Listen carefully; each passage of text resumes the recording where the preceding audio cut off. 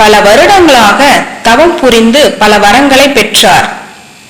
சிவன் மீது கொண்ட அதீத பக்தியால் தன் உடலில் இருந்து நரம்புகளை எடுத்து வீணையாக்கி அதற்கு ருத்ர வீணை என பெயரிட்டு சிவபெருமானுக்கு சமர்ப்பித்து மகிழ்ச்சி அடைந்தார்.